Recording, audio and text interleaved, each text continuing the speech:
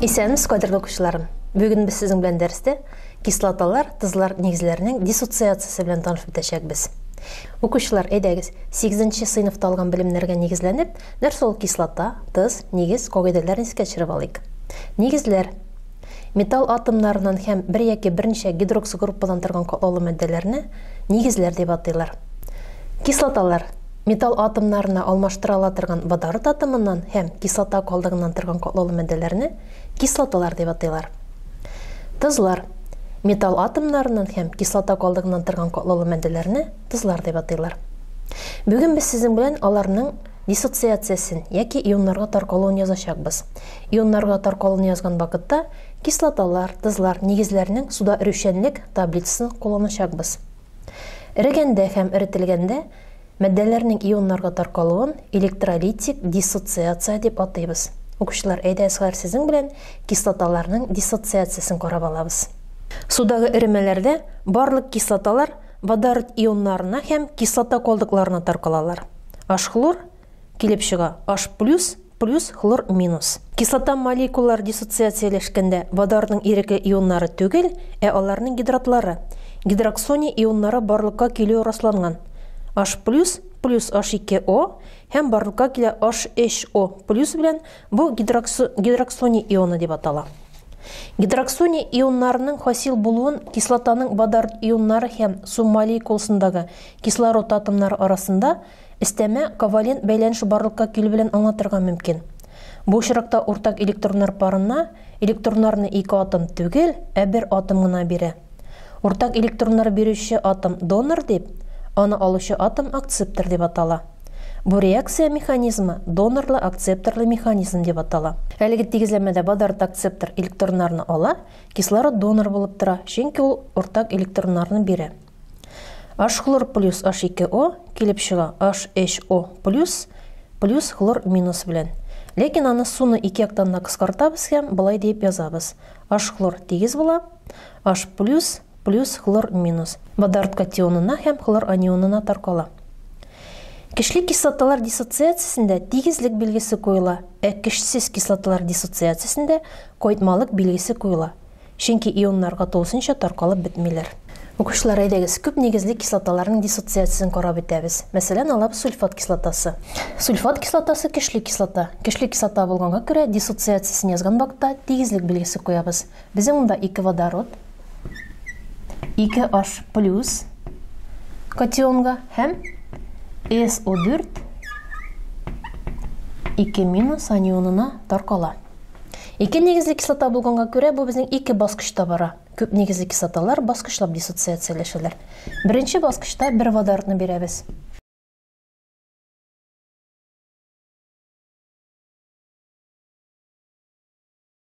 H2SO4 беренче баскычта бер водородны бирәбез, плюс HSO4 минус белән кала. Ни өчен минус белән килеп чыга? Чөнки безнең монда 2 водород, ул бер водородны бирде. Безнең килеп чыккан гидросульфат ионында бер водород җитми, шуңа күрә бер минус белән була. Бу безнең беренче баскыч булды. Икенче баскычны карыйбыз.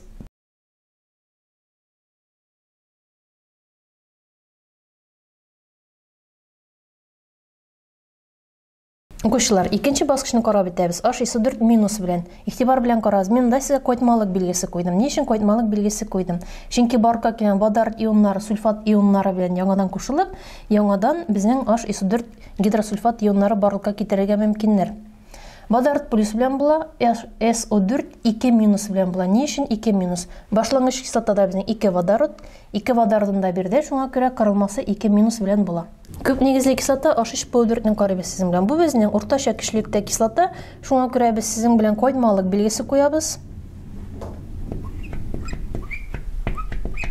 Безнең индекста тора эшле, шуңа күрә эшлене водородның алдына куябыз. Плюс PO4 эш минус белән була, чөнки безнең монда эш водородын да бирде, эш PO4 эш минус белән килеп чыга. Баскычлап бара. Кислота безнең эш нигезле кислота. Шуңа күрә безнең баскыч эш булачак. Беренче баскычны карыйбыз. Беренче баскычта H+PO4 бер водородны бирә, H+ белән килеп чыга, плюс H2PO4 минус белән килеп чыга. Ни өчен минус белән килеп чыга? Чөнки ул бер водородны бирде һәм кырылмасы шуңа күрә 1 минус белән була. Икенче баскычны язабыз. H2PO4 минус безнең дигидро ортофосфат ионы барлыкка килде. Икенче баскычта ул тагы бер водородын бирә, H+, плюс HPO4 2 минус белән кала. Чөнки башлангыч кислота безнең H3PO4 2 водородны бирде, шуңа күрә кырылмасы була 2 минус белән. Дәвам итәбез. Өченче баскычны язабыз.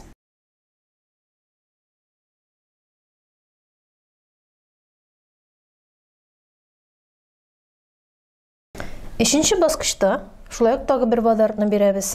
HPO4 2 минус барлыкка килгән ионны дәвам итәбез. Кайтмалык билгесе куябыз. H+, плюс PO4 3 минус белән килеп чыга. Чөнки ул 3 водородны бирде, шуңа күрә аның кырылмасы 3 минус белән килеп чыга. Күп нигезле кислоталарда беренче баскычта диссоциация тизрәк бара. Икенче баскычта диссоциация әкренрәк бара. Гадәти шартларда өченче баскычта диссоциация бармы диярлек. Метил-оранж водород ионнары аркасында алсу төскә керә. Электролитик диссоциация күзлегеннән чыгып кислоталарга билгеләмә бирик. Кислоталар судагы эремәләрендә ионнарга таркалганда катионнар сыйфатында водород ионнары гына айырып чыгара торган катлаулы матдәләр. Кислоталарга хас билгеләрне нәкъ менә водород ионнары бирә дә инде. Укучылар, хәзер нигезләрнең диссоциациясе белән танышып бетәбез. Нәрсә ул нигез? Металл катионыннан һәм гидроксигруппа анионнан барлыкка килгән катлаулы матдәләрне атыйлар. Шуңа күрә без нигезләрнең диссоциациясын язганда кагыйдәгә нигезләнеп таркатабыз.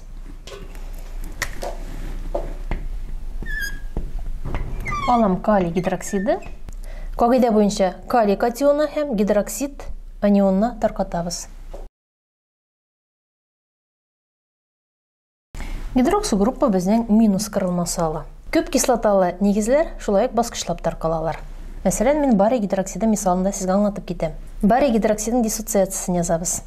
Ул безнең 2 кислоталы нигез. Шуңа күрә ул барачак 2 баскычта. Башта гомуми баскычны язабыз. Барий 2 плюс 2 OH минуска таркала. Чөнки безнең бариймында берәү, аның кырылмасы 2 плюска тигез, чөнки ул икенче төркемдә урнашкан 2 электронны бирә ала, соңгы катламда 2 электрон булганга күрә. Беренче баскычны язабыз. Беренче баскычта барий гидроксиды 1 гидроксигруппаны бирә. Кала безнең барий OH. Барийның кырылмасы 2 плюс, гидроксигруппаның кырылмасы 1 минус белән була. Шуңа күрә гомуми кырылмасы безнең килеп чыга плюс. Плюс OH минус белән. Икенче баскычта барлыкка килгән барий OH плюс. Мәк яңадан 1 гидроксигруппаны бирә. Барий 2 плюс белән кала. Плюс OH минус белән була.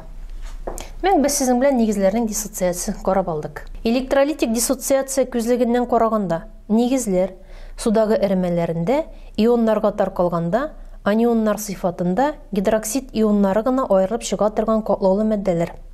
Нигезләре хас уртак үзлекләр эремәләрдә гидроксид ионнары булу белән аңлатыла. Селтә эремәсендә фенофталин кура җиләге төсенә керә. Бу гидроксид ионнар булуы белән аңлатыла. Әйдәгез тузларның диссоциациясе белән танышып бетәбез. Тузлар безнең берничә төргә бүленәләр. Димәк, ул була безнең урта яки нормаль тузлар, яшел тузлар, нигез тузлары, икеле тузлар. Хәзер сезнең белән урта яки нормаль тузларның диссоциациясын карап бетәбез. Мәсәлән, мин алам сезгә калий хлориды.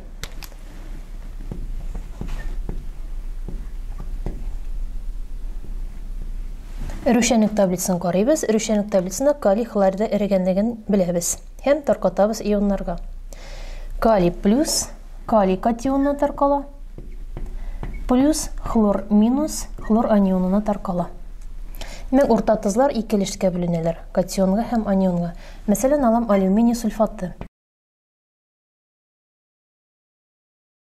Ионнарга таркаткан вакытта алюминий катионына һәм сульфат кислотасы анионына таркатабыз. Эрүшәнлек таблицасын карыйбыз. Алюминий кырылмасы H+, чөнки ул 3нче төркемдә урнашкан 3 электронын бирә. Индекста тора безнең икеле. Бу икелене без сезнең белән алюминий катионы алдына куябыз. Плюс SO4 безнең кырылмасы 2 минус белән була. Димәк, безнең җәһәт шунда эшле тора һәм эшлене сульфат ионы алдына куябыз. Бу безнең булды урта тузларның диссоциациясе. Хәзер сезнең белән әши тузларның диссоциациясын карап үтәбез. Мәсәлән, мин сезгә мисалга алам натрий гидросульфаты. Әши тузларның диссоциациясе баскычлап барырга мөмкин. Беренче баскычта металл катионы китә, натрий плюс белән язабыз, һәм кислота калдыгы гидросульфат ионнары бергә кала. Икенче баскычта гидросульфат ионнары шулай диссоциацияләшә. Кайтмалык билгесе куябыз. Чөнки безнең водород ионнары һәм сульфат ионнары яңадан кушылырга мөмкиннәр. Һәм яңадан гидросульфат ионнары барлыкка китерергә мөмкиннәр. Без сезнең белән карап үттек, әши тузларның диссоциациясе баскычлап бара. Өченчесе карап үтәбез сезнең белән нигез тузлары. Нигез тузларына мәсәлән мисалга алам кальций гидроксы нитраты. Беренче баскычта кислота калдыгы аерылып китә. Кальций OH бергә кала. Кальцийның кырылмасы 2+, гидроксы группаның кырылмасы минуска тигез. Шулай итеп уртак кырылма килеп чыга плюс. Плюс NO3-ның кырылмасы безнең минус була. Икенче баскычта кальций OH+ диссоциацияләшә. Кальций 2+ һәм OH- белән килеп чыга. Без сезнең белән укучылар тузларның диссоциациясын карап үттек.